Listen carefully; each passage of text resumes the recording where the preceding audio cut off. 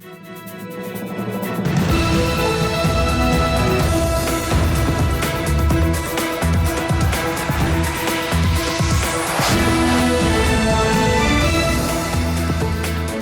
good evening. This is TV7 Israel News broadcast to you from Jerusalem.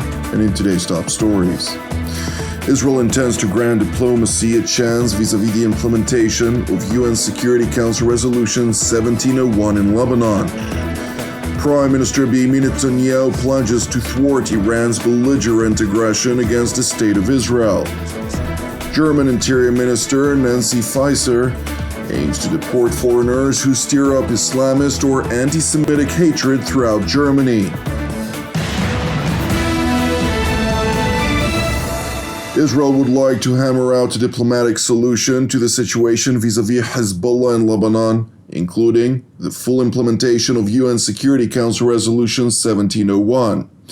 Nevertheless, seemingly skeptical over prospects of reaching a solution with the Iranian proxy in Lebanon, the IDF has begun to deploy large numbers of troops to Israel's northern front in anticipation of a possible large-scale military conflagration. The troop redeployment was evidently ordered amid a publicly announced IDF training exercise to be held by the Northern Command, in which the forces are exercising what was labeled as extreme scenarios. It is important to know that the IDF troops' movements and exercise were held in the shadow of mounting international concerns that the current hostilities could escalate into all-out war, concerns that have essentially prompted a large number of countries, particularly in the West, to call on their citizens to leave Lebanon and Israel immediately.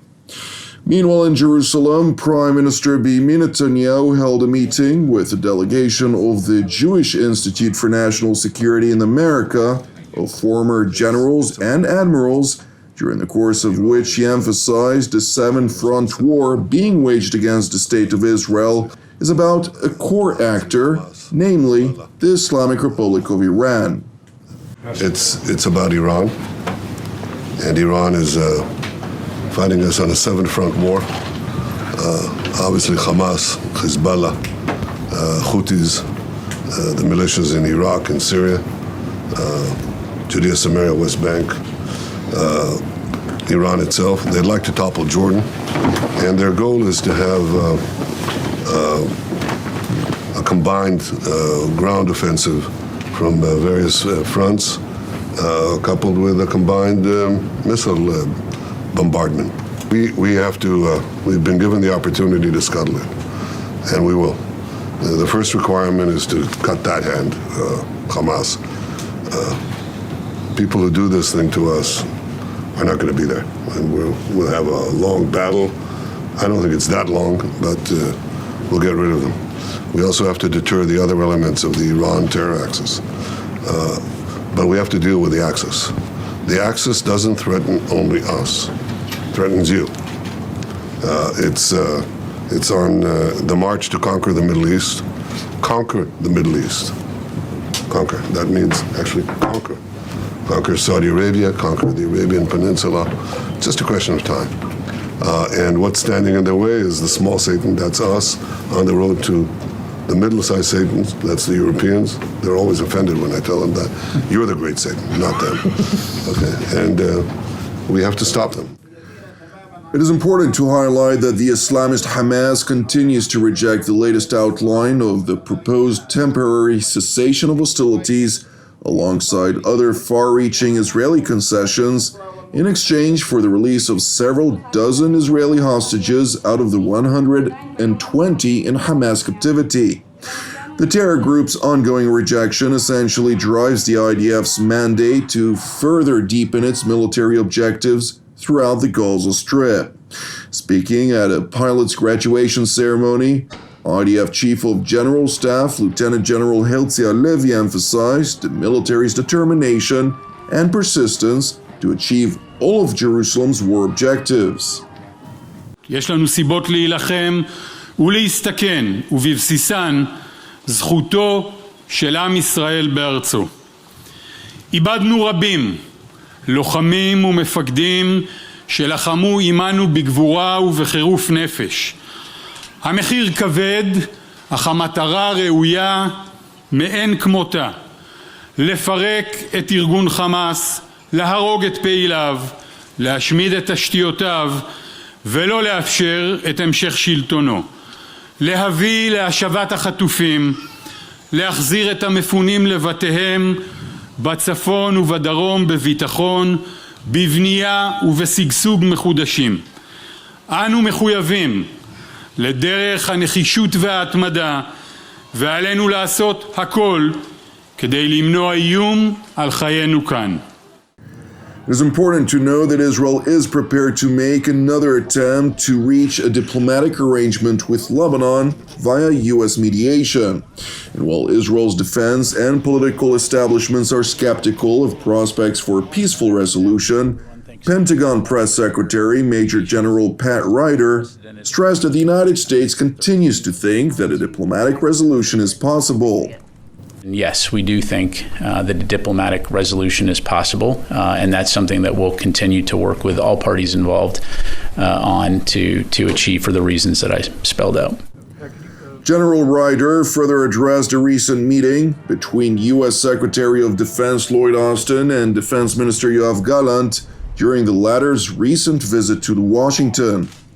Secretary Austin hosted Israeli Minister of Defense Yoav Gallant here at the Pentagon to discuss efforts to de-escalate tensions along the Israel-Lebanon border, to surge more humanitarian aid into Gaza, and to stand together against Iranian and Iranian-supported attacks against Israel and destabilizing activities throughout the Middle East. Secretary Austin underscored the ironclad U.S. commitment to Israel, as evidenced in part by the extraordinary defense of Israel against an unprecedented Iranian attack on April 13, and by the more than $14 billion in assistance in the National Security Supplemental. The Pentagon press secretary went on to articulate Secretary Austin's concerns vis-à-vis the devastation that Hezbollah's blatant hostilities would undoubtedly cause to Lebanon and Israel alike. During the discussion, Secretary Austin stressed that Lebanese Hezbollah's provocations threaten to drag the Israeli and Lebanese people into a war that neither of them wants, and that such a war would be catastrophic for Lebanon, and it would be devastating for innocent Israeli and Lebanese civilians. Secretary Austin also reiterated the high priority of securing the safe release of all hostages held captive by Hamas, including American citizens. He commended Minister Gallant for Israel's support for the comprehensive ceasefire and hostage release proposal that it has offered, which President Biden has outlined and the United Nations Security Council has endorsed. They agree that the onus is on Hamas to accept this deal. Secretary Austin stressed that principled diplomacy is the only way to prevent any further escalation of tensions in the region. Additionally, Secretary Austin urged Minister Gallant to double down on efforts to protect Palestinian civilians and humanitarian aid workers in Gaza. The Secretary and Minister discussed ways to improve the distribution of humanitarian aid to Palestinian civilians in dire need and to strengthen the deconfliction mechanisms for humanitarian workers. Amid concerns about imminent war, dozens of countries have revised their travel advisories regarding Israel and Lebanon and have called on their citizens to leave both countries immediately and to refrain from traveling to the region. The countries in question include Germany and the Netherlands, which issued travel advisories on the heels of Canada and the United States. Moreover, it is worth pointing out that Berlin issued a statement on the issue immediately after German Foreign Minister Annalena Baerbock had visited both Israel and Lebanon.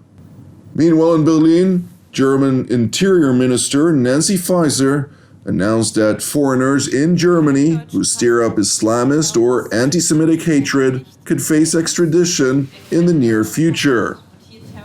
Wer keinen deutschen Pass hat und hier terroristische Taten verherrlicht, der muss, wo immer möglich, ausgewiesen und abgeschoben werden. Dazu schaffen wir jetzt eine neue rechtliche Grundlage. Ich bin sehr zuversichtlich, dass die Koalitionsfraktionen diese Gesetzesänderungen schnell beraten und auch beschließen werden. The German Interior Minister further stressed that the reason behind her decision to pass the amendment is based on despicable comments that were made by Islamists residing in Germany. Auch in Deutschland wurden die barbarischen Terrorangriffe der Hamas vom 7. Oktober 2023 auf widerwärtige Art und Weise in sozialen Medien gefeiert. Die furchtbare islamistische Messerattacke in Mannheim, bei der der junge Polizeibeamte Rufen Lauer getötet wurde, wurde ebenso im Netz von vielen widerwärtigst verherrlicht. Das lässt nicht nur jede Menschlichkeit vermissen, sondern auch solche Verrohungen im Netz schüren ein Klima der Gewalt, das Extremisten zu neuen Gewalttaten auch antreiben kann. Für mich ist deshalb ganz klar, islamistische Hetzer, die geistig in der Steinzeit leben, haben in unserem Land nichts zu suchen. The draft of the proposed amendment in Germany is now to be introduced into an ongoing legislative process in Parliament. Thank you for watching TV7 Israel News.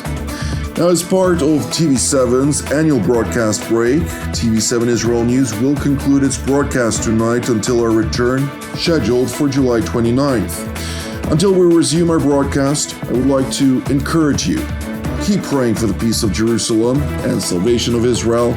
I'm Jonathan Hassan wishing you a Shabbat Shalom u'Mevorach, and God willing, we'll see you during our next TV7 Israel updates. Until then, Shalom from Jerusalem.